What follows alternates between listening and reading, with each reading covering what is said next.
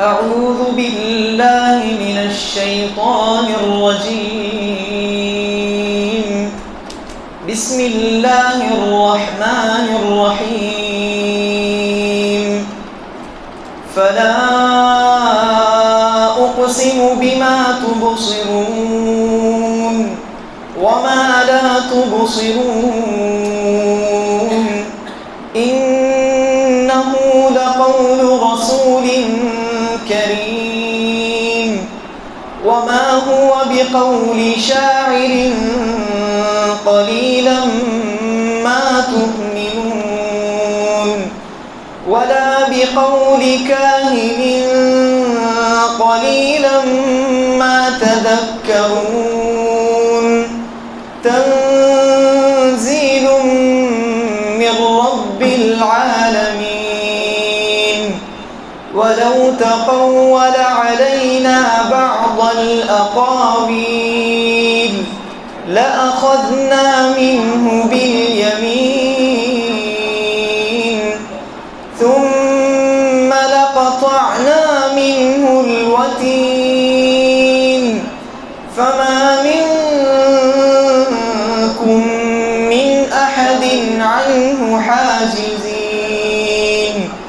وإنه لتذكرة للمتقين وإنا لنعلم أن منكم مكذبين وإنه لحسرة على الكافرين وإنه لحق اليقين. فسبح باسم ربك العظيم.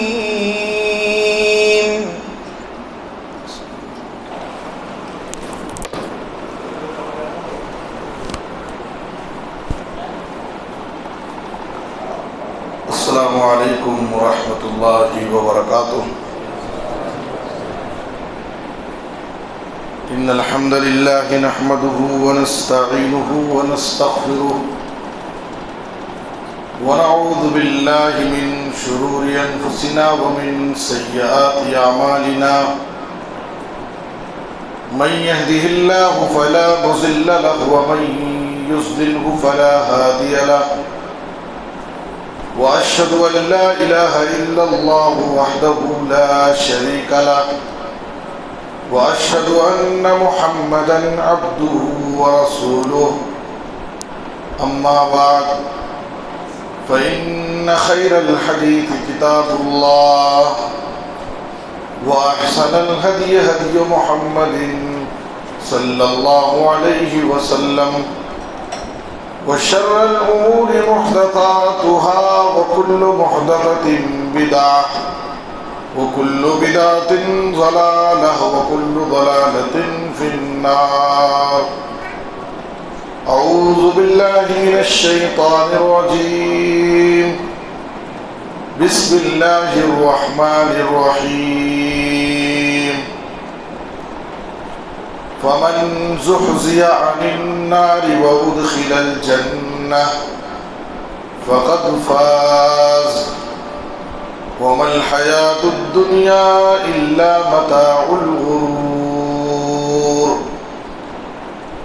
سبحانك لا علم لنا إلا ما علمتنا إنك أنت العليم الحكيم. رب اشرح لي صدري ويسر لي أمري واحلل عقدة من لساني يفقهوا قولي. رب زدني علما. محترم علماء کرام، ذمہ داران مساجد و جماعت و جمعیت، بزرگوں، دینی ملی بھائیوں، نوجوانان اسلام، عزیز بچوں، خواتین اسلام، آج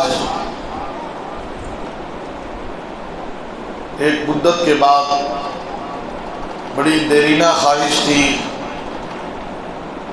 اس علاقے کا دورہ کرنے کی، چونکہ اس علاقے سے ہمارے پاس جامعہ محمدیہ عربیہ رائے درگ میں کئی بچے پڑھ کر عالم اور حافظ بن کر اس علاقے میں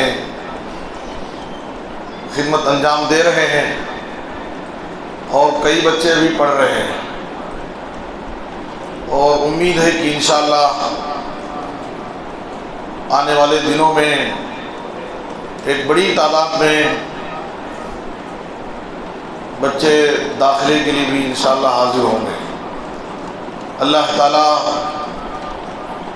اس پورے علاقے میں جماعت کا، توحید کا کام تیزی کے ساتھ ہم سب کو، ذمہ داروں کو کرنے کی توفیق عطا فرمائے، آمین۔ میں آج کے اس پروگرام میں آپ کے سامنے جس موضوع پر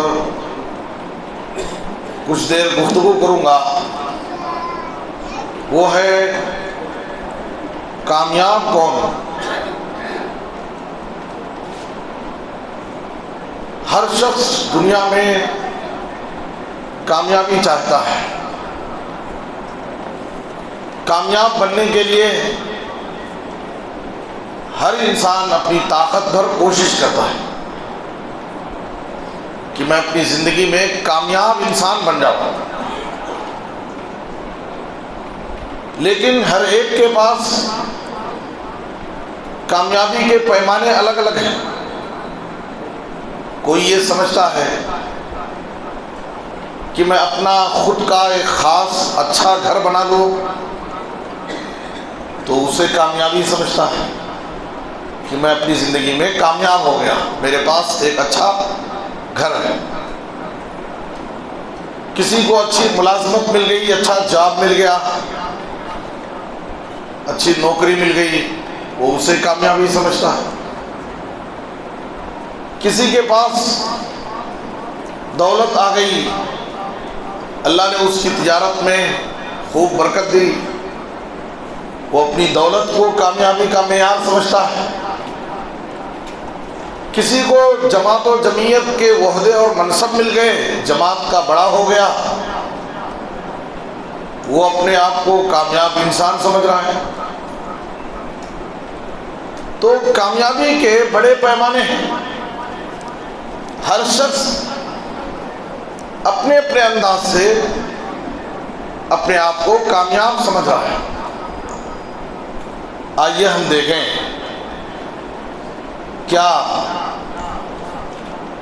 مال و دولت یہ کامیابی کا معیار ہو سکتی ہے؟ اگر کسی کو اللہ تعالیٰ خوب دولت سے نواز دے تو کیا وہ ایک کامیاب انسان کہلائے گا؟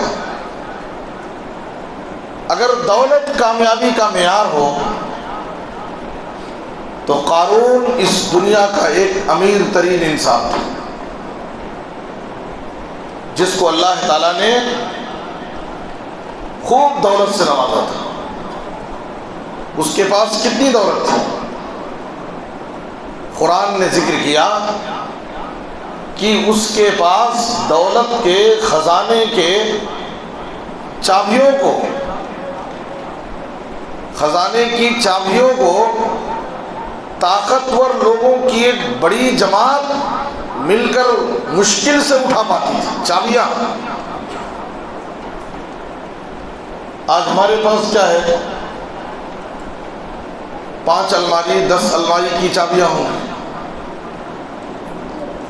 اللہ نے اس کو اتنے خزانے دیے تھے کہ اس کے خزانوں کی چابیوں کو طاقتور لوگوں کی ایک بڑی جماعت مشکل سے اٹھا پاتی۔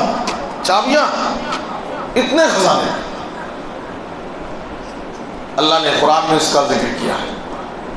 وَآتَيْنَاهُ مِنَ الْكُنُوزِ مَا إِنَّ مَفَاتِحَهُ لَتَنُوءُ بِالْعُصْبَةِ أُولِي الْقُوَّةِ، ہم نے قارون کو اتنے خزانے دیے تھے کہ طاقتور لوگوں کی ایک جماعت مشکل سے اٹھا پاتا تھا۔ لیکن دولت کا نشہ اس کو آ گیا، دولت کا نشہ آ گیا۔ کیا ہے، جب دولت آتی ہے تو اپنے ساتھ سرکشی لے کر آتی ہے۔ کبھی کبھار انسان دولت کے نشے میں مغرور ہو کر سرکش انسان بن جاتا ہے۔ ان الانسان لیطغی ان رآہ استغنی، اللہ نے کہا۔ لیکن اگر یہی دولت کسی اچھے نیک صالح انسان کو مل جائے تو اس کے لیے بہت بڑی نعمت ہو جاتی ہے۔ وہ اس دولت کے ذریعے اللہ کی راہ میں خرچ کرتا ہے، دین اور دنیا دونوں کے لیے وہ اس دولت کو استعمال کرتا ہے۔ قارون کو اپنے خزانے پر غرور آ گیا اور اپنی قوم پر ظلم کرنا شروع کر دیا۔ دولت کا نشہ تھا۔ قوم کے لوگوں نے اس کو نصیحت کی، لا تفرح، اپنی دولت پر مت اترا، غرور مت کر، اللہ متکبر اور گھمنڈی کو پسند نہیں کرتا۔ اس کو بات سمجھ میں نہیں آئی۔ اس سے کسی پوچھنے والے نے پوچھا، تیرے پاس اتنے خزانے، اتنی ساری دولت تجھے کہاں سے ملی؟ اس نے کہا، انما اوتیتہ علی علم عندی، میرے پاس تو وہ علم ہے، وہ ہنر ہے، وہ ٹیکنک ہے جس علم اور ہنر سے میں اپنے ہنر سے مال کمایا، میں کمایا۔ دیکھو دنیا میں کتنی بھی بلندی پر پہنچ جاؤ، کیسی بھی ترقی کر لو، لیکن کبھی فخر نہیں آنا چاہیے۔ یہ میں کچھ لوگوں کو میں کا بڑا نشہ ہوتا ہے، بات بات پہ میں کیا، ہمیشہ میں۔ تاریخ میں جتنے لوگوں نے یہ انانیت دکھائی اس روئے زمین پر، اللہ نے ان کو برباد کر دیا۔ ابلیس نے یہ انانیت دکھائی تھی، کہا انا خیر من، میں آدم سے بہتر ہوں، میں کہا۔ اللہ نے اس کو قیامت تک اس پر لعنت ہوئی تھی۔ فرعون نے انانیت دکھائی، انا ربکم الاعلی، اللہ نے اس کو برباد کر دیا، پانی میں ڈبو دیا۔ جتنے لوگ بھی انانیت کا شکار ہوئے، میں کیے، اللہ کو غرور پسند نہیں آتا۔ اللہ کی زمین پر اللہ کی نعمتوں کو استعمال کر کے اللہ کے بندوں پر سرکشی کرے، کوئی فخر کرے، اللہ کو پسند۔ ہمارے پاس جو کچھ بھی ہے، ہمارے پاس جو کچھ بھی ہے، ہم یہ نہ کہیں کہ یہ میں کمایا ہوں، میں حاصل کیا ہوں، بلکہ ہمیں کہنا چاہیے اللہ کے فضل سے ہے، ھذا من فضل ربی۔ کیا بولنا ہے؟ ھذا من فضل ربی، یہ میرے رب کے فضل سے، یہ اللہ کا فضل ہے۔ لیکن اس نے کیا کہا قارون نے؟ اپنے علم سے، اپنے ہنر سے میں کمایا، اللہ کو اس کا یہ غرور پسند نہیں آیا۔ فخسفنا به وبداره الارض، ہم نے اس کو بھی زمین میں دھسایا اور اس کے سارے خزانوں کو زمین میں دھسا دیا، اور دنیا والوں کے لیے ہم نے اس کو عبرت اور نصیحت بنا دیا، اور دنیا والوں کو بتایا کہ اے لوگو، تم دولت کو کامیابی کا معیار مت سمجھو۔ دولت آتی جاتی ہے، یہ کامیابی کا معیار نہیں۔ اگر کسی کے پاس کوئی غریب ہے تو اس کا مطلب یہ نہیں کہ وہ انسان کمزور ہے. کوئی انسان مالدار ہے تو اس کا مطلب یہ ہے کہ وہ اللہ کی نظر میں بڑا عزت والا ہے. اللہ تعالیٰ یہ دنیا کی دولت جس کو پسند کرتا ہے اور جس کو پسند نہیں کرتا، چاہے وہ مومن ہو چاہے کافر ہو، سب کو دیتا ہے. لیکن اللہ تعالیٰ ایمان اپنے مومن بندوں کو جس کو پسند کرتا ہے ایمان اسی کو دیتا ہے. پتہ کیا چلا کہ یہ دولت کامیابی کا معیار ہے. کچھ لوگ عہدہ اور منصب کو کامیابی کا معیار سمجھتے ہیں. دیکھیے فرعون کے پاس عہدہ تھا، اس کو اپنی سلطنت پر اپنے عہدے پر بڑا غرور تھا، یہاں تک کہ وہ وقت کے پیغمبر موسیٰ علیہ السلام کو ان کی تحقیر کرتا تھا اور اپنی قوم کے سامنے ان کی بے عزتی کرتا تھا اور فخر میں کہتا الیس لی ملک مصر وہذہ الانہار تجری من تحتی افلا تبصرون. اے میری قوم کے لوگوں، کیا تم نہیں دیکھتے کہ مصر کی بادشاہت میرے پاس، یہ دیکھو یہ نہریں میرے محل سے گزر رہی ہیں، یہ میری شان و شوکت، میری حکومت، میری سلطنت تمہیں نظر نہیں آتی؟ کیا میں بہتر ہوں یا یہ حقیر اور ذلیل، نعوذ باللہ، موسیٰ علیہ السلام کو ایک حقیر اور ذلیل انسان کہہ رہا ہے. اس کو اپنی سلطنت کا غرور آ گیا. اللہ نے اس کو دریا میں ڈبو کر کے ہلاک کر کے دنیا والوں کو بتایا کہ یہ عہدہ، منصب، یہ سلطنت، یہ کامیابی کا معیار نہیں. بعض لوگ حسب و نسب کو کامیابی کا معیار سمجھتے ہیں. بڑا خاندان، میرے پاس میرا خاندان بڑا ہے، میرے باپ دادا کے بڑے کارنامے ہیں. کچھ لوگ تو باپ دادا کے کارناموں ہی کی رٹ لگائے رہتے ہیں. میرے بابا اتنے سال متولی تھے، میرے دادا اتنے سال سیکرٹری تھے، میرے فلاں اتنے سال فلاں تھے. میں یہ پوچھنا چاہتا ہوں کہ تم کیا ہو؟ باپ دادا جو کیے وہ کیے، اچھا کیے ان کو اچھا بدلہ اللہ کے پاس ملے گا، برا کیے اس کا معاملہ ان کے حوالے. تم کیا کیے؟ کبھی باپ دادا کے کارناموں پر فخر نہیں کرنا چاہیے. اگر باپ دادا اچھے تھے تو ان کی طرح اچھے بننے کی کوشش کرنا چاہیے، ان کے نقش قدم پر چلنا چاہیے. یہ باپ دادا کے کارنامے قیامت کے دن کام آنے والے نہیں. اللہ تعالیٰ قیامت کے دن تم سے تمہارا حسب و نسب نہیں پوچھے گا. من بطأ به عمله لم يسرع به نسبه. جو شخص عمل میں پیچھے ہو اس کا حسب و نسب، اس کا خاندان، اس کا قبیلہ اس کو آگے نہیں بڑھا سکتا، اگرچہ وہ نبیوں کے گھرانے کا ہو. نبیوں کے گھرانے، نوح علیہ السلام کا بیٹا آج فجر کی نماز میں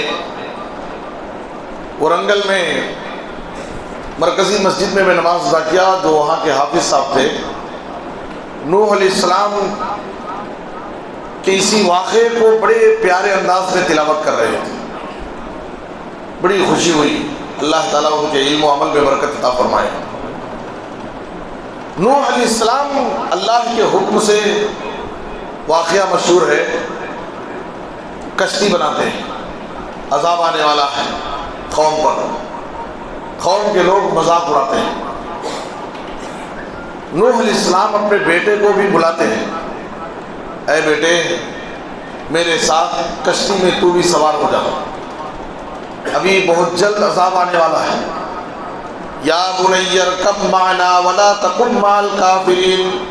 اے میرے پیارے بیٹے تو میرے ساتھ کشتی میں سوار ہو جا، کافروں کے ساتھ مت جا، اس لیے کہ عنقریب بہت جلد اللہ کا عذاب آنے والا ہے۔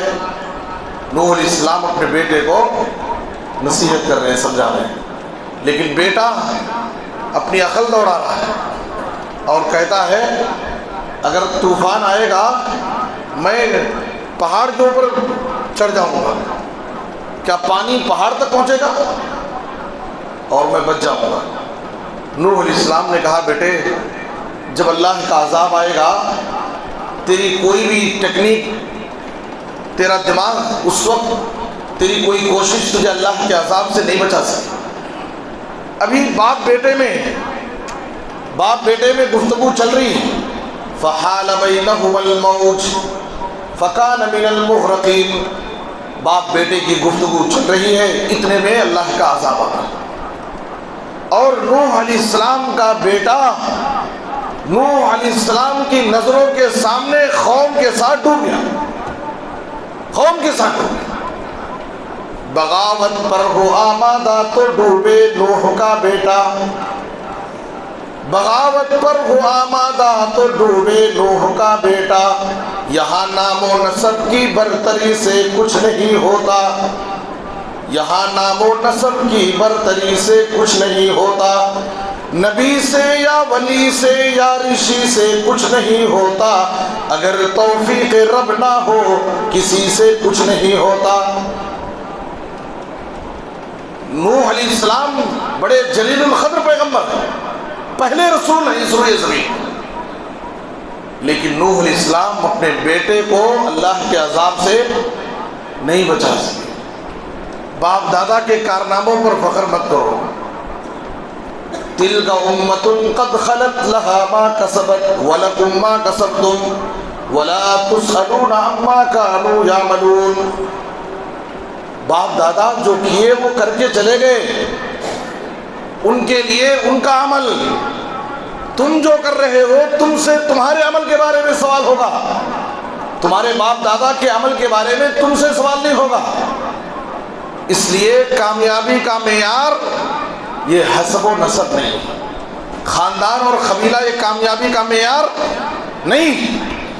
ایک غریب خاندان سے تعلق رکھنے والا، ایک گمنام انسان پورے سماج میں، پوری سوسائٹی میں اسے کوئی نہیں جانتا ہے، لیکن وہ مومن ہے، متقی ہے، پرہیزگار ہے، دیندار ہے، نمازی ہے، اللہ کے نزدیک وہ معزز ہے، اللہ کے نزدیک اس کا بڑا مقام ہے۔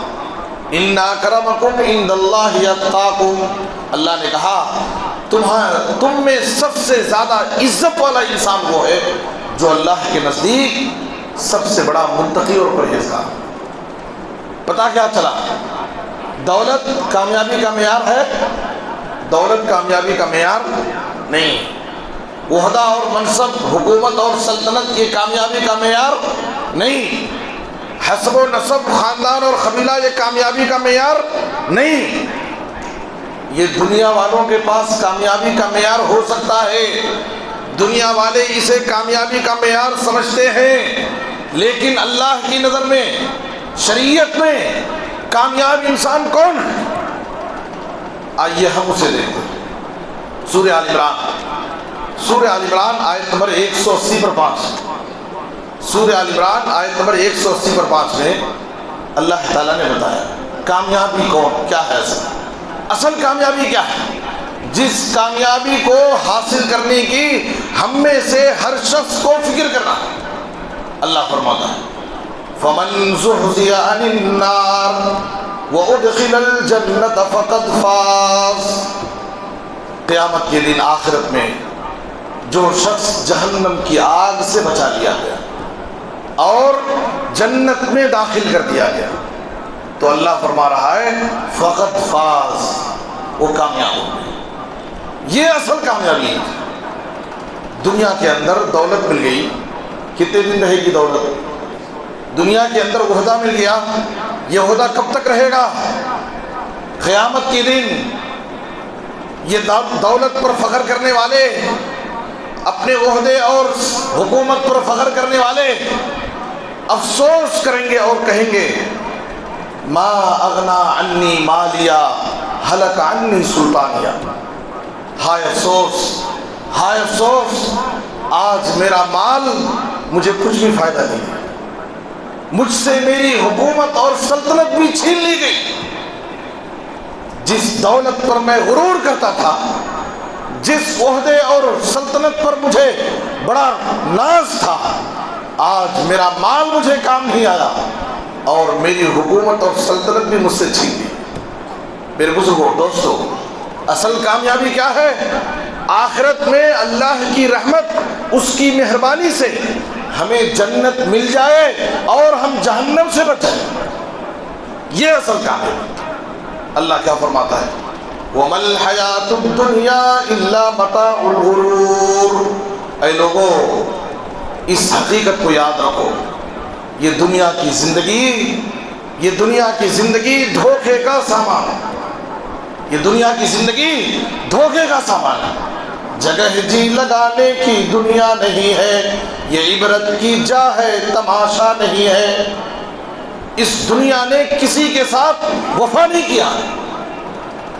کتنے سے لوگ ہیں، بڑی بڑی ارمانیں، بڑی بڑی آرزویں، پلان بناتے ہیں، لیکن پورا پلان فیل ہو جاتا ہے.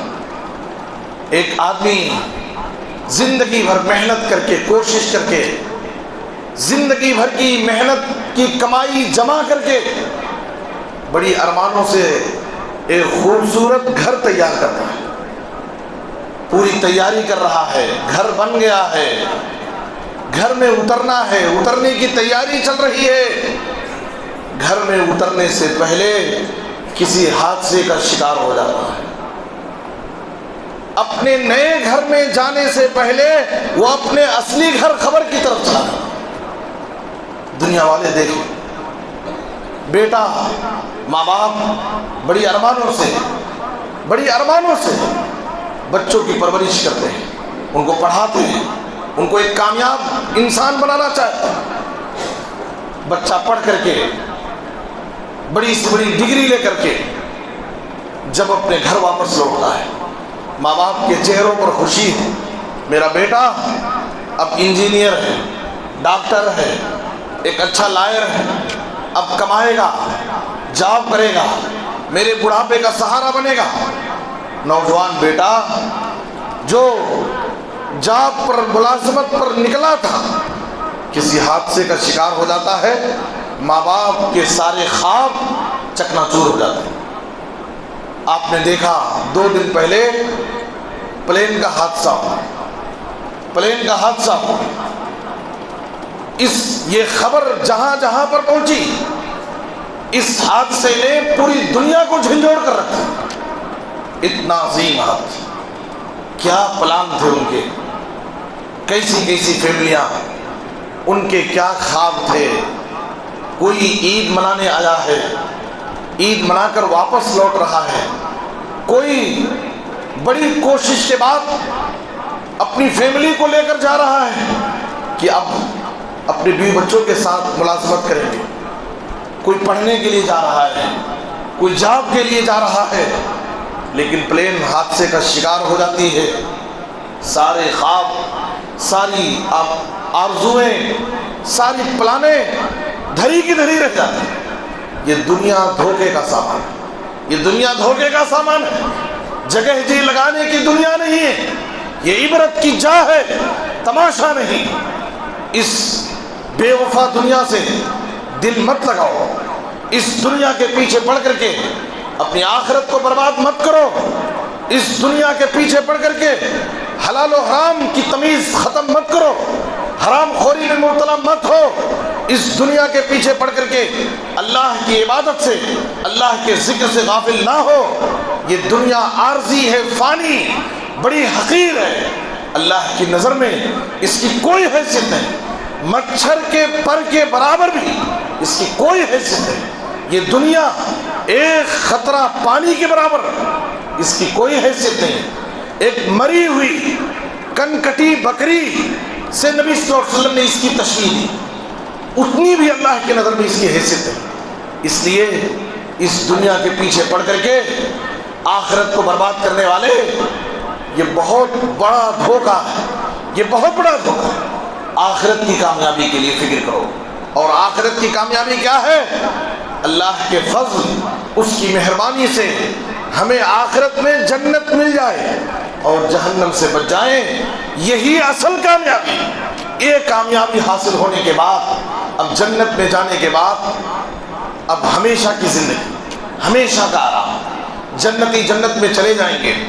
اللہ تعالیٰ جنتیوں کے سامنے اعلان کرے گا، اے جنتیوں، اب تم ہمیشہ جنت میں زندہ رہو گے، یہاں کبھی کسی کو موت نہیں آئے گی، موت کی بھی موت ہو گئی۔ اے جنتیوں، اب تم ہمیشہ جوان رہو گے، کبھی جنت میں کوئی بوڑھا نہیں ہوگا۔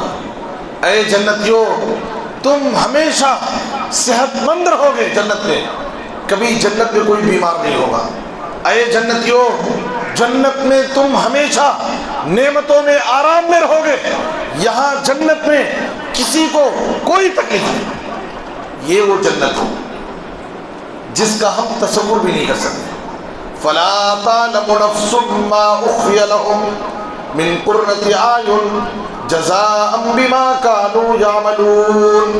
اللہ نے فرمایا، اللہ تعالیٰ اپنے مومن متقی بندوں کے لیے جنت میں کیسی کیسی نعمتیں چھپا کر تیار کر رکھا ہے، کسی کو پتہ نہیں، کوئی سوچ بھی نہیں سکتا۔ مَا لَا عَيْنٌ رَأَتْ وَلَا أُذُنٌ سَمِعَتْ وَلَا خَطَرَ عَلَىٰ قَلْبِ بَشَرٍ، کسی آنکھ نے ویسا دیکھا نہیں، کسی کان نے سنا نہیں، کسی کے دل میں اس کا خیال بھی نہیں آیا۔ وہ جنت ہو، اس کامیابی کو حاصل کرنے کے لیے ہم فکر کریں، ہم کوشش کریں۔ صحابہ کرام، صحابیات کو ہمیشہ ان کی نظر آخرت پر، آخرت کی کامیابی پر ان کی نظر ہوتی ہے۔ وہ دنیا کی بڑی سے بڑی تکلیف کو برداشت کر لیتے تھے، یہ سوچ کر کے کہ آخرت میں ہم کامیاب ہو گئے تو بس۔ میرے بزرگوں اور دوستو، یہ سب سے بڑی کامیابی ہے کہ ہم آخرت میں کامیاب ہو جائیں، آخرت میں ہمیں جنت مل جائے اور ہم جہنم سے بچ جائیں۔ مختصر طور پر قرآن مجید میں اللہ تعالیٰ نے کامیاب بندوں کے بہت سارے صفات ذکر کیا ہے۔ سورہ مومنون، سورۃ المومنون کے شروع میں پہلی آیت سے لے کر 11ویں آیت تک غور سے سنیے۔ پہلی آیت سے لے کر 11ویں آیت تک شروع میں اللہ تعالیٰ نے کامیاب مومنوں کے 7 صفات ذکر کیے، کامیاب مومنوں کے 7 صفات ذکر کیے، اور ان 7 صفات سے متصف مومنوں کو اللہ تعالیٰ نے جنت کی کامیابی کی بشارت دی۔ اور کون سی جنت؟ جنت الفردوس، جنت الفردوس کی بشارت، جو جنت کا سب سے اعلیٰ درجہ ہے۔ قرآن میں سورہ مومنون کی شروع میں 11 آیتوں میں اللہ تعالیٰ نے یہ آیت ذکر کی۔ اللہ نے کیا فرمایا؟ قد افلح المؤمنون الذین هم فی صلاتهم خاشعون۔ اللہ نے کہا مومن کامیاب ہو گئے، اہل ایمان کامیاب ہو گئے۔ دیکھیے، آخرت کی کامیابی کے لیے سب سے پہلی اور بنیادی شرط ایمان ہے، ایمان ہے۔ بغیر ایمان کے آپ کے پاس ایمان نہیں، آپ کے پاس اسلام نہیں، آپ مومن نہیں، مسلمان نہیں۔ آپ کے پاس کتنی بھی نیکی ہو، کتنے بھی اچھے کام کرتے ہو، اگر آپ کے پاس آپ مومن نہیں، مسلمان نہیں ہے، آپ کے پاس ایمان نہیں ہے، بغیر ایمان کے آخرت کی کامیابی کا کوئی تصور نہیں کر سکتا۔ جنت میں داخل ہونے کے لیے مومن ہونا ضروری ہے۔ بغیر ایمان کے، بغیر اسلام کے ہم جنت میں داخل نہیں ہو سکتے۔ لا يدخل الجنت الا المؤمنون، نبی صلی اللہ علیہ وسلم نے اعلان کرایا تھا۔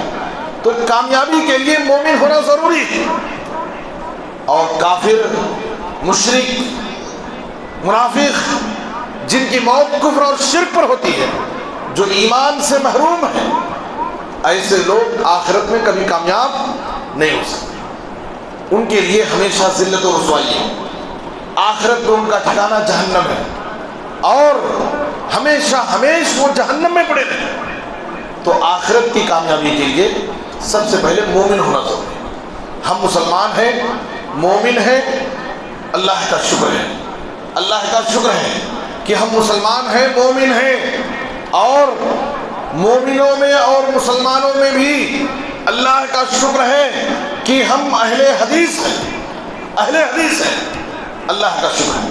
ورنہ مسلمانوں میں بھی کتنے ایسے لوگ ہیں جو اپنے آپ کو مسلمان تو کہتے ہیں لیکن ان کے پاس توحید نہیں، ان کے پاس صحیح عقیدہ نہیں ہے. وہ اللہ کے گھر میں بھی آ رہے ہیں اور غیر اللہ کے دربار میں بھی جا رہے ہیں. اللہ کے سامنے بھی آ کے جھک رہے ہیں، مزاروں اور آستانوں پر جا کر جھک رہے ہیں. وہ اللہ کے سامنے بھی آ کر ہاتھ پھیلا رہے ہیں، غیر اللہ کے سامنے بھی جا کر ہاتھ پھیلا رہے ہیں. ایسا اسلام، ایسا ایمان اللہ کو قبول نہیں. اذا سألت فاسأل اللہ وإذا استعنت فاستعن باللہ. ہم مسلمان ہیں، مومن ہیں اور اہل الحدیث ہیں، کتاب و سنت کے ماننے والے، قرآن اور حدیث پر عمل کرنے والے، صحابہ کے طریقے پر چلنے والے. یہ اصل چیز ہے میرے بزرگوں اور دوستو، یہ اصل کامیابی. نبی صلی اللہ علیہ وسلم نے کہا تھا میری امت 73 فرقوں میں بٹ جائے گی، کلہم فی النار الا واحدہ، سب جہنم میں جائیں گے سوائے ایک. جب آپ سے پوچھا گیا کہ وہ ایک جماعت جو جنت میں جائے گی وہ آخر کون سی جماعت ہوگی، ان کے صفات کیا ہوں گے، تو نبی صلی اللہ علیہ وسلم نے کیا کہا؟ ما انا علیہ اليوم واصحابی، میں جس طریقے پر ہوں اور میرے صحابہ جس طریقے پر ہیں اس پر چلنے والے کامیاب ہوں گے اور انہیں جنت ملے. میرے بزرگوں اور دوستو، ہمیں یہ خوشی ہے، ہمیں یہ خوشی ہے اور اس بات میں ہمیں کوئی شرمانے کی ضرورت نہیں، چھپانے کی ضرورت نہیں. ہم کھل کر کے کہیں کہ ہم اہل حدیث ہیں. الحمدللہ الحمدللہ. کامیاب ہونے کے لیے مسلمان ہونا، مومن ہونا ضروری ہے اور اللہ کا شکر ہے کہ ہم اہل الحدیث ہیں. میرے بزرگوں اور دوستوں، یہ اللہ کا شکر ہے. اور اللہ تعالیٰ نے اس کے بعد کامیاب مومن کون ہے، کامیاب مومن کون ہے، 7 صفات ذکر کیے ہیں. میں 7 صفات بڑے اختصار کے ساتھ آپ کے سامنے رکھوں. دیکھیے یہ 7 صفات میں اگر آپ غور کریں گے قرآن لے کر کے تو پہلی صفت اور 7ویں صفت، پہلی صفت اور آخری 7ویں صفت، 2 صفتیں 7 صفات میں 2 صفت کا تعلق نماز سے. کامیاب مومن کون ہے؟ کامیاب مومن بننے کے لیے پہلے مومن ہونا ضروری ہے. ایمان کے بغیر کامیابی کا کوئی تصور ہی نہیں ہے. اب کامیاب مومن کے صفات کیا ہے؟ اللہ نے 7 صفات ذکر کیا اور 7 صفات میں پہلی صفت اور 7ویں صفت کس کے بارے میں ہے؟ بولو بھائی، نماز کے بارے میں. الذین هم فی صلاتهم خاشعون والذین هم علی صلواتهم یحافظون. پہلی اور 7ویں صفت نماز، جو اپنی نمازوں میں خشوع خضوع اختیار کرتے ہیں اور جو اپنی نمازوں کی حفاظت کرتے ہیں. پتہ کیا چلا؟ ایک مسلمان اور ایک مومن پر کامیابی حاصل کرنے کے لیے، کامیاب بننے کے لیے اس کی زندگی میں نماز کی پابندی کرنا ضروری ہے. نماز یہ بہت بڑی کامیابی ہے، نماز یہ بہت بڑی کامیابی. ہم سمجھے نہیں؟ مؤذن صاحب 5 مرتبہ 5 نمازوں کے لیے اذان دیتے ہیں اور ہر اذان میں اس کامیابی کی دعوت دیتے ہیں. کیا بولتے ہیں؟ حی علی الفلاح. حی علی الفلاح کا کیا مطلب؟ آؤ کامیابی کی طرف. مؤذن صاحب دن اور رات میں 5 بار ہمیں کامیابی کی طرف روزانہ بلا رہے ہیں. حی علی الفلاح، آؤ کامیابی کی طرف. کون سی کامیابی؟ اللہ کے گھر میں آؤ، نماز پڑھو، اللہ کی عبادت کرو، یہی کامیابی. نماز یہ بہت بڑی کامیابی. ایک نماز کے بغیر کوئی مسلمان کامیاب نہیں ہو سکتا ہے. سنن ترمذی کی وہ مشہور حدیث، جناب محمد رسول اللہ صلی اللہ علیہ وسلم نے فرمایا ان اول ما يحاسب به العبد يوم القیامہ من عمله صلاته. قیامت کے دن سب سے پہلے بندے کے اعمال میں اس کی نماز کا حساب ہوگا. اس کے بعد حدیث کے الفاظ کیا ہے؟ فَإِن صَلُحَتْ فَقَدْ أَفْلَحَ وَأَنْجَحَ. دیکھیے کامیابی، فَإِن صَلُحَتْ فَقَدْ أَفْلَحَ وَأَنْجَحَ. اگر وہ نماز کے پہلے حساب میں پاس ہو گیا، وہ دنیا میں نمازی تھا، نماز کی پابندی کرتا تھا، تو نبی صلی اللہ علیہ وسلم نے کہا فقط افلح وانجح، تو سمجھیے کہ وہ کامیاب ہوگا، وہ سمجھیے کہ کامیاب ہوگا. وَإِن فَسَدَتْ فَقَدْ خَابَ وَخَسِرَ. لیکن اگر پہلے حساب میں نماز کے معاملے میں وہ فیل ہو گیا، نماز نہیں پڑھتا تھا، نمازوں کی پابندی نہیں تھا، کاروبار کے پیچھے پڑ کر کے، دنیا کے پیچھے پڑ کر کے نمازوں کو ضائع کر دیا، دنیا میں نمازوں کی پابندی نہیں کی، نبی صلی اللہ علیہ وسلم نے کہا وہ ناکام ہو جائے گا، خسارے میں پڑ جائے گا. نماز یہ آخرت کی بہت بڑی کام ہے، اس کو معمولی نہ سمجھیں، اس کو معمولی نہ سمجھیں. ایک مسلمان پر، ایک مسلمان مرد اور عورت پر ایمان لانے کے بعد سب سے بڑا فریضہ، سب سے بڑا عمل اگر کوئی ہے تو نماز. نماز کے بارے میں ایک مسلمان ذرہ برابر بھی غفلت نہیں. ایک مسلمان کو نماز کے بارے میں بولنا بولے تو بہت شرم آتا ہے. یہ مسلمان کی پہچان ہے، یہ مسلمان کی پہچان. ایک مسلمان مسلمان ہے کہ کافر ہے، اس کے درمیان فرق کرنے والی چیز نماز. بین الرجل و بین الشرک والکفر ترک الصلاۃ. صحابہ کرام کسی بھی عبادت کے چھوڑنے پر اسے کافر نہیں سمجھتے تھے سوائے نماز کے، سوائے نماز. نبی صلی اللہ علیہ وسلم کے زمانے میں، نبی صلی اللہ علیہ وسلم کے زمانے میں منافق، غور سے سنو، ادھر ادھر مت دیکھو، نبی صلی اللہ علیہ وسلم کے زمانے میں منافق، آج کسی کو اگر کہے کہ انہیں منافق ہے اچھا لگے گا اسے چھوڑتے بولنے والے کو. نبی صلی اللہ علیہ وسلم کے زمانے میں منافقین اپنے آپ کو مسلمان بتانے کے لیے، ہمیں بھی مسلمان، اپنے آپ کو مسلمان بتانے کے لیے مسجد میں آ کر نماز پڑھتے ہیں، جماعت کے ساتھ نماز. کیوں؟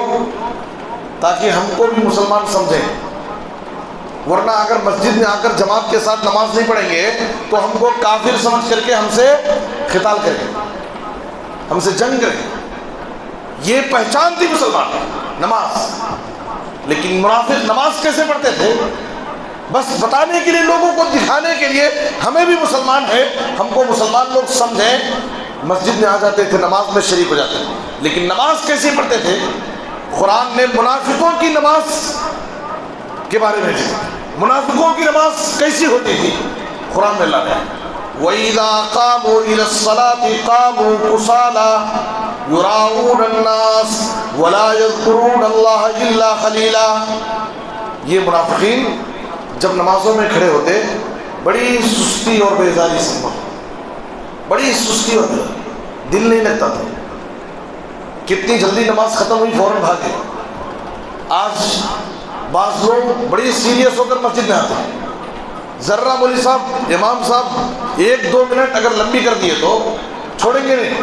کیا جی مولوی صاحب ہم نے کام نہیں کیا، کام دھندا تو وہ چھوڑ کر کے دکان بند کر کے آتے ہیں. 1 منٹ 2 منٹ لمبی ہو جائے تو چھوڑتے ہیں، آوازیں شروع کر دیتے ہیں. بڑی سستی اور بیزاری کے ساتھ منافقین نمازوں میں لوگوں کو دکھانے کے لیے بس مسجد میں آ جاتے ہیں. اللہ کا ذکر، دعائیں وغیرہ نماز میں بہت کم پڑھتے ہیں. یہ منافقین کی نماز. اور یاد رکھو ایک بات اور یاد رکھو، نبی صلی اللہ علیہ وسلم نے کہا تمام نمازیں منافقوں پر بھاری، لیکن دو نمازیں ایسی ہیں جو سب سے زیادہ منافقوں پر بھاری. وہ دو نمازیں کون سی ہیں؟ عشاء اور فجر کی نماز. عشاء اور فجر کی نماز. حقیقی ورجنل مسلمان اگر پہچاننا ہو تو فجر کی نماز نہیں معلوم ہو جاتا کتنے ورجنل مسلمان.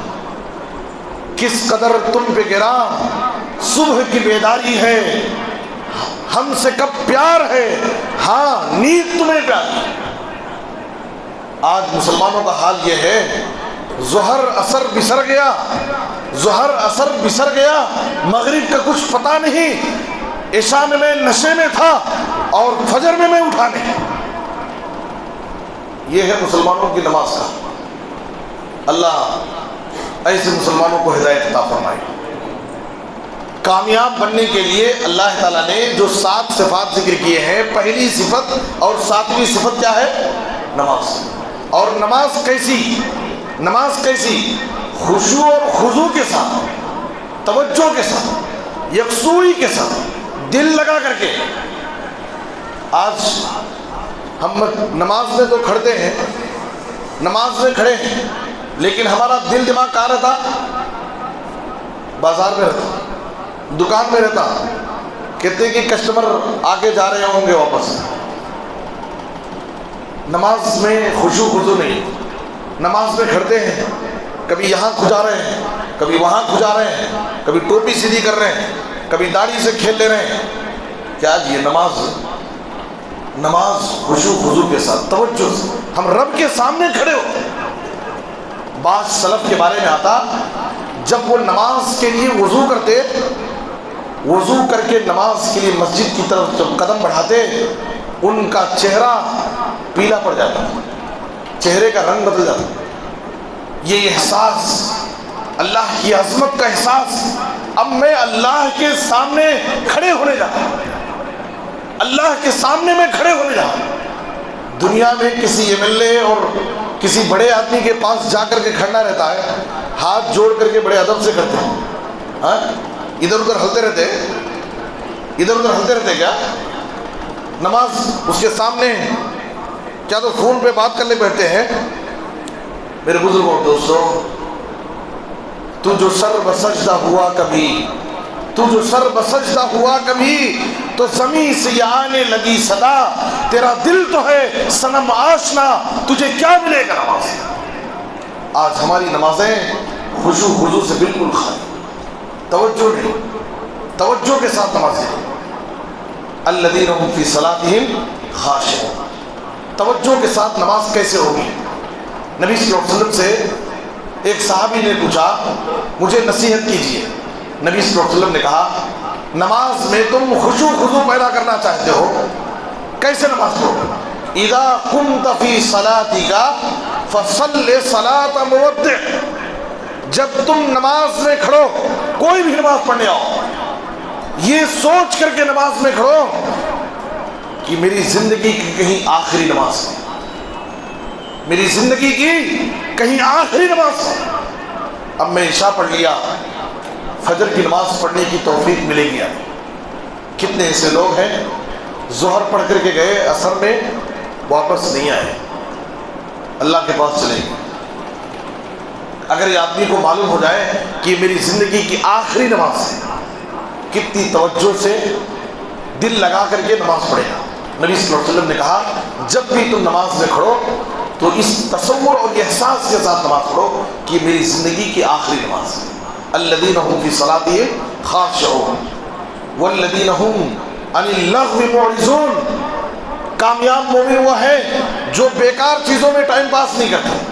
آج ٹائم پاس کے لیے تو ہمارے پاس موبائل فون ہے، ہمارے نوجوانوں کی زندگیاں برباد ہو رہی ہیں، خواتین کی زندگیاں برباد ہو رہی ہیں. اپنا پورا وقت سیریل دیکھنے میں، گیم کھیلنے میں، موبائل پر چیٹنگ کرنے میں وقت ضائع اور برباد ہو رہا ہے. یہ سب لغویات ہیں، بیکار چیزیں۔ قیامت کے دن اللہ تعالیٰ ہر بندے سے سوال کرے گا، تو نے اپنی زندگی کہاں گزاری؟ پوری زندگی کا حساب پیش کر، اور زندگی کا سب سے قیمتی دور تو نے اپنی جوانی کہاں گزاری؟ تیری جوانی کا اللہ تعالیٰ تجھ سے حساب لے گا۔ میرے بزرگوں دوستو، وقت ضائع مت کرو، وقت ضائع مت کرو۔ زندگی کا ایک ایک وقت، ایک ایک لمحہ بڑا قیمتی، بڑا قیمتی۔ اس وقت سے فائدہ اٹھاؤ۔ وَفَرَاغَكَ قَبْلَ شُغْلِكَ، اللہ نے فرصت دی ہے تو مصروفیت سے پہلے اس سے فائدہ اٹھاؤ۔ اور اس کے بعد اللہ نے کہا وَالَّذِينَ هُمْ لِلزَّكَاةِ فَاعِلُونَ، جو زکوٰۃ ادا کرتے ہیں۔ زکوٰۃ سے مراد یا تو واجبی زکوٰۃ جو سال میں سال پورا ہونے کے بعد فرض ہوتی ہے، یا تو بعض مفسرین نے یہاں زکوٰۃ سے مراد تزکیہ نفس لیا ہے، اور اس کی تائید دوسری آیت سے ہوتی ہے قد افلح من زکاها وقد خاب من دساها، اس لیے کہ آیت مکی ہے اور مکے میں بھی زکوٰۃ فرض نہیں ہوئی تھی، مدینے میں سن 2 ہجری میں زکوٰۃ فرض ہوئی۔ اور اللہ تعالیٰ نے کہا کامیاب مومن وہ ہیں جو اپنی شرمگاہوں کی حفاظت کرتے ہیں۔ شرمگاہوں کی، خاص طور پر نوجوان لڑکوں اور لڑکیوں کے لیے اپنی عزت و آبرو کی حفاظت کرنا بہت ضروری ہے۔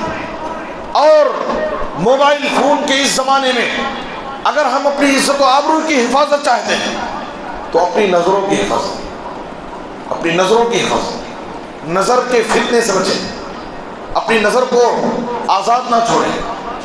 قرآن مجید میں اللہ تعالیٰ نے مومن مردوں اور مومنہ عورتوں سے کہا قُلْ لِلْمُؤْمِنِينَ يَغُضُّوا مِنْ أَبْصَارِهِمْ وَيَحْفَظُوا فُرُوجَهُمْ وَقُلْ لِلْمُؤْمِنَاتِ يَغْضُضْنَ مِنْ أَبْصَارِهِنَّ وَيَحْفَظْنَ فُرُوجَهُنَّ، مومن مردوں سے اور مومنہ عورتوں سے کہہ دو کہ وہ اپنی نظریں جھکا کے رکھیں اور اپنی شرمگاہوں کی حفاظت کریں۔ معلوم کیا ہوا؟ ان کی شرمگاہ اور عزت و آبرو کی حفاظت اسی وقت ہوگی جب ہم اپنی نظر کی حفاظت کریں گے۔ نظر کی حفاظت سے عزت محفوظ رہے گی۔ جو لوگ اپنی نظروں کا غلط استعمال کرتے ہیں، فحش فلمیں دیکھتے ہیں اور غلط چیزیں موبائل فون میں انٹرنیٹ میں دیکھتے ہیں، ایسے لوگوں کی عزت و آبرو محفوظ نہیں رہ سکتی، چاہے وہ لڑکے ہوں یا لڑکیاں ہوں۔ اور دوسری چیز، دو تین چیزیں اور ہیں، والذین هم لاماناتهم وعہدہم راعون، جو اپنی امانت اور عہد و پیمان کا پاس و لحاظ رکھتے ہیں۔ حضرت انس رضی اللہ عنہ کہتے ہیں کہ جب بھی نبی صلی اللہ علیہ وسلم خطاب کرتے، نصیحت کرتے، ایک نصیحت ضرور کرتے تھے، وہ کیا ہے؟ لا ایمان لمن لا امانت له ولا دین لمن لا عہد له، جس کے پاس امانت نہ ہو، جس کے پاس امانت داری نہ ہو، اس کے پاس ایمان نہیں ہے۔ جو اپنے عہد و پیمان کا پکا نہ ہو، ایسے شخص کے پاس دین نہیں۔ لوگوں سے معاہدہ کرو، توڑ دو، وعدہ کرو، وعدے کو پورا نہ کرو۔ نبی صلی اللہ علیہ وسلم نے کہا جس کے پاس امانت نہیں اس کے پاس ایمان نہیں، اور جو اپنے عہد و پیمان کو پورا نہ کرتا ہو اس کے پاس دین باقی نہیں۔ میرے بزرگوں دوستوں، میرے پاس وقت نہیں ہے، وقت زیادہ ہو رہا ہے۔ امانت کا لفظ بڑا وسیع ہے۔ امانت کے تعلق سے ایک بات بیان کر کے میں اپنی بات ختم کرتا ہوں۔ یاد رکھیں، ہمارے کندھوں پر، ہمارے کمزور کندھوں پر جو یہ ذمہ داریاں ڈالی جاتی ہیں، یہ امانت۔ ہم گھر کے بڑے ہیں، ماں باپ ہیں، ہماری اولاد، ہمارے بچے، ہمارے پاس امانت۔ اپنے بچوں کی صحیح تربیت کرو، اپنے بچوں کے اخلاق و کردار اور ان کے دین و عقیدہ کی حفاظت کرو۔ یہ ہمارے پاس ہمارے بچے امانت ہیں، اور ہمارے کندھوں پر جماعت، جمعیت، مدرسہ، مسجد کے جو عہدے، ذمہ داریاں ہمارے کندھوں پر ڈالی جاتی ہیں، یاد رکھو یہ عہدے، یہ ذمہ داریاں امانت، یہ بڑکپن کے لیے نہیں، پوسٹروں میں بڑے حرفوں میں نام لکھنے کے لیے نہیں، بڑے بڑے عہدے کے ساتھ آپ کو پکارنے کے لیے نہیں دیا جاتا۔ یہ عہدے امانت۔ صرف اس بار ان عہدوں کو امانت سمجھ جاؤ، عہدوں کی لڑائیاں ختم ہو جائیں۔ صرف اس کو امانت سمجھ لو، وحدوں کی لڑائیاں ختم ہو گئی۔ ہم اس کو اپنی عزت اور بڑائی کا ذریعہ سمجھتے ہیں، شادی کارڈوں میں بڑے بڑے حرفوں میں لکھنے کے لیے۔ یاد رکھو یہ امانت ہے۔ نبی صلی اللہ علیہ وسلم سے میں آپ کو نشانہ نہیں بنا رہا ہوں، میں اس سرزمین پر پہلی بار آیا ہوں، یہاں کا حال کیا ہے مجھے کچھ بھی پتہ نہیں ہے، میں عمومی بات کرتا ہوں، پورے جنوبی ہند ساؤتھ انڈیا میں پھرتا ہوں دعوت کے کام سے، ہر جگہ کے حال مجھے اچھی طرح پتہ ہے۔ یہ امانت ہے۔ ابو ذر رضی اللہ تعالیٰ عنہ نے نبی صلی اللہ علیہ وسلم سے ایک بار عہدے کی خواہش، اے اللہ کے رسول مجھے بھی کوئی عہدہ دیجیے، مجھے بھی کسی چیز کا ذمہ دار بنا دیجیے۔ نبی صلی اللہ علیہ وسلم نے کیا کہا تھا؟ یا ابا ذر انک ضعیف، یا ابا ذر انک ضعیف وانہا امانہ، اے ابو ذر تم ایک کمزور آدمی اور یہ عہدہ امانت وَإِنَّهَا يَوْمَ الْقِيَامَةِ خِزْيٌ وَنَدَامَةٌ، قیامت کے دن اگر دنیا میں اس عہدے کا حق ادا نہیں کیے، یہ عہدہ قیامت کے دن تمہاری ذلت و رسوائی کا ذریعہ بنے۔ دنیا میں جو تم عزت اور بڑائی کا ذریعہ سمجھ رہے ہو، حدیث کے الفاظ سنو، اگر اس کا حق ادا نہیں کیے تم کو ذلیل کرنے کا یہ ذریعہ ہو۔ تمہارے پاس نمازیں ہوں گی، روزے ہوں گے، بڑی بڑی عبادتیں ہوں گی، لیکن امانت کا اگر تم نے حق ادا نہیں کیا، اس ذمہ داری کا حق ادا نہیں کیا، قیامت کے دن تمہاری ذلت و رسوائی کا ذریعہ۔ اور یاد رکھو نبی صلی اللہ علیہ وسلم نے کہا تھا ما من عبد یسترعیہ اللہ رعیۃ یموت یوم یموت وہو غاش لرعیتہ الا حرم اللہ علیہ الجنہ، صحیح مسلم کی حدیث۔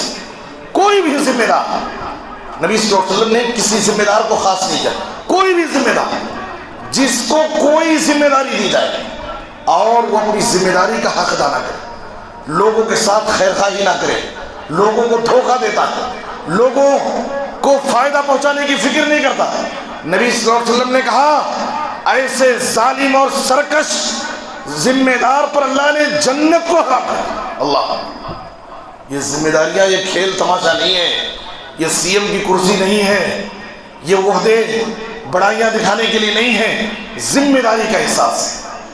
عمر فاروق رضی اللہ عنہ نے جس شاندار طریقے سے خلافت کی تھی، دنیا والے اس کی مثال پیش کرتے ہیں۔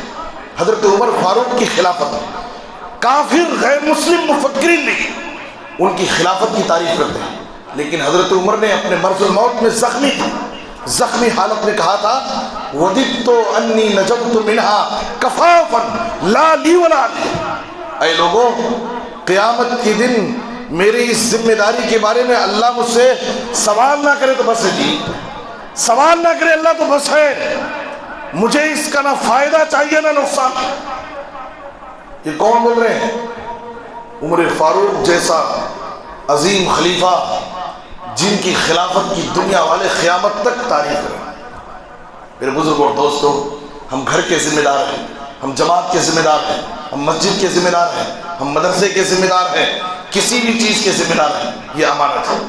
والذین هم لاماناتهم وعہدهم راعون والذین هم علی صلواتهم یحافظون، جو اپنی نمازوں کی حفاظت کرتے ہیں۔ نمازوں کی حفاظت کرنے کا مطلب یہ ہے کہ ہر نماز کو وقت پر ادا کرتے ہیں، ہمارے ٹائم کے حساب سے ہر نماز کا وقت فکس ہے، وہ نماز کو اس وقت پر پڑھنا۔ ہمارے ٹائم کے حساب سے فجر کی نماز 8 بجے اٹھ کر پڑھے نہیں چلتا، فجر کی نماز 8 بجے اٹھ کر پڑھے تو نہیں چلتا، تمہارے دل کو تسلی کے لیے اب نماز آپ کی ہو جائے گی، لیکن اللہ کے پاس ایسی نماز قبول نہیں ہوگی بغیر عذر شرعی کے۔ بغیر عذر شرعی کے اگر کوئی شخص مسجد میں آ کر جماعت کے ساتھ وقت پر نماز ادا نہیں کرتا ہے، وہ نماز کتنی بار پڑھ لے اس کی وہ نماز نہیں ہوتی۔ یاد رکھو، چاہے کہیں سے بھی فتویٰ منگا کر پوچھو، بغیر عذر شرعی کے اگر کوئی شخص مسجد میں آ کر جماعت کے ساتھ وقت پر نماز ادا نہیں کرتا ہے، اس کی وہ نماز نہیں ہوتی۔ اب کتنی بار تسلی کے لیے پڑھ لو، کتنے لوگ ہیں ظہر اثر سب ملا کر کے مغرب میں ایک بار مارتے ہیں، کچھ ایسے شہزادے بھی ہیں ظہر اثر مغرب عشاء سب ایک ساتھ دکان بند کر کے آ کر کے ایک ساتھ مار کے پھر گھر کو جاتے ہیں۔ میرے بزرگ اور دوستوں، ہر نماز کا وقت فکس ہے، اس نماز کو اسی ٹائم پر پڑھنا ہے، یہ نماز کی حفاظت ہے۔ یہ 7 کام کریں گے، یہ 7 کام کریں گے، اللہ کا وعدہ ہے اولئک هم الوارثون الذین یرثون الفردوس هم فیہا خالدون۔ اللہ تعالیٰ کے کامیاب بندے ہیں۔ کیسی کامیابی؟ جنت کا جو سب سے اعلیٰ درجہ جنت الفردوس کے یہ وارث جنت الفردوس کے مالک بن جائیں۔ اللہ تعالیٰ ہم سب کو کامیاب بندوں میں شمار فرمائے۔ اللہ تعالیٰ ہمیں دنیا اور آخرت کی کامیابی عطا فرمائے۔ سب سے بڑی کامیابی اللہ تعالیٰ ہم سب کو جنت الفردوس میں جگہ عطا فرمائے۔ اے اللہ تو ہم سب سے راضی ہو جائے۔ اے اللہ ہمارے اندر جو بھی خامیاں ہیں، کوتاہیاں ہیں، کمزوریاں ہیں، اے اللہ ان کی اصلاح کرنے کی توفیق عطا فرمائے۔ اے اللہ جو بھی باتیں ہم نے سنی ہیں ان کو سمجھ کر کے ان پر کما حق کو عمل کرنے کی توفیق دے۔ آمین۔ وصلی اللہ علی نبینا محمد وآلہ وصحبہ اجمعین۔ والسلام علیکم ورحمۃ اللہ وبرکاتہ۔